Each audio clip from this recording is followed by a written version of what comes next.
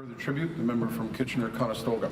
Yes, thank you, Speaker. I'd like to welcome Wayne's family, who are here from Kitchener this morning, to join as we pay tribute to a former MPP, regional councillor, grandfather to Tyler and Carter, father to Leanne, and husband to Marilyn, Mr. Wayne Wettlaufer.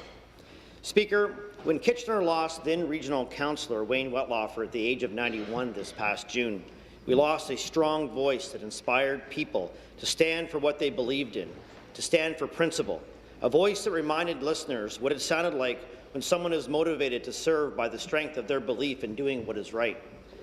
And though it may have taken a while for Wayne to find that strong voice in a public role, it was his strident concern for the political future of Ontario ahead of the 1995 election that first drove him to public service in an effort to stand for his principles and raise that voice on the direction of government. After working behind the scenes for many years on Tory campaigns, a lifer Conservative at the age of 12, it was his overriding concern for the then NDP government's direction that got him so fired up that a friend asked him, "Wayne, if you feel so passionate about it, then why don't you just run?" Soon after, Wayne did just that, choosing to step out of his successful career as an insurance broker to dedicate himself to public service and to devote that passion into ousting the government and joining the common sense revolution. Ironically, it was similar concerns for the future of Ontario close to 20 years later, concerns of the impacts that yet another government was having on our province's economy that led Wayne to again stand on principle and get back into carrying the PC flag into the provincial election in 2014. And though some may have felt his inspiration was possibly partisan-based, the fact is, to Wayne, his inspiration was drawn from caring for his area, the people and the businesses, caring enough to ensure they had a voice that would fight for what's right on their behalf.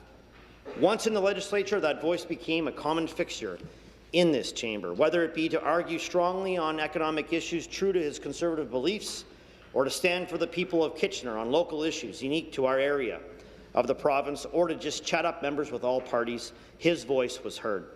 And while it wasn't always easy, it wasn't often easy.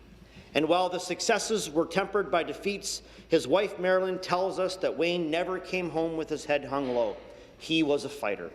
And he fought for what he believed in, he fought hard for it, and in the end, in defeat or victory, he could always hold his head high because he realized that when you stand on principle, you win either way.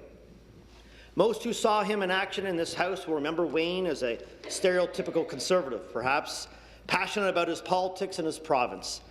But on the other side of Wayne was the family side, his compassionate side, a loving grandfather, a father, and dedicated husband to wife Marilyn of 47.5 years.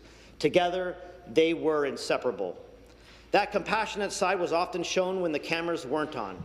Just last winter, Marilyn tells us that while driving down King Street on a frigid day in Kitchener, he pulled over when he saw a homeless man on the sidewalk.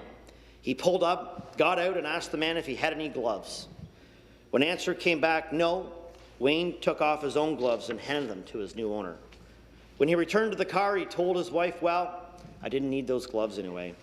It was those little things, Speaker, that said so much about a man that Wayne was, realizing that when we all look out for each other, again, we all win. One of the biggest wins and one of Wayne's proudest accomplishments in this legislature was his work designating German Pioneers Day in Ontario. While he was a third-generation Canadian, Wayne was also from Kitchener, formerly known as Berlin, and was very proud of his German heritage. He was the past president of the German-Canadian Congress, served on an exchange committee with German governments to discuss finance and economics, education and health. And through his private member's bill, Bill 28, an act to proclaim German Pioneers Day, ensured that we now recognize the efforts of our German pioneers the day after every Thanksgiving since the bill's passing. And locally, German Pioneers Day is celebrated during the largest Bavarian festival outside of Germany, Kitchener-Waterloo's Oktoberfest. Always looking to make a difference for the people of his riding, young or old, Wayne spent his final day at the legislature introducing a bill to recognize Amateur Baseball Month in Ontario. But his advocacy wasn't just reserved for his German ancestry or our young ball players in those 8 years. In between, Wayne made his mark as an active MPP, a deputy whip, a partisan with friends on both sides of the floor, and a sharp dresser who always looked to do the right thing in support of our community. Wayne was doing just that when he stood on behalf of his community members to support St. Mary's Hospital in the face of a very serious concern for its future. He argued for its enduring sustainability and fulfilling vital Kitchener healthcare needs, and I'm happy to report that more than a decade later, the hospital stands today as a testament to the work of Wayne and his fellow St. Mary's supporters.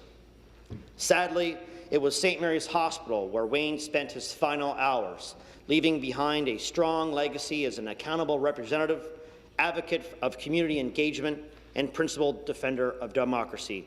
Wayne Wettlaufer, he is already missed. Thank you, Speaker.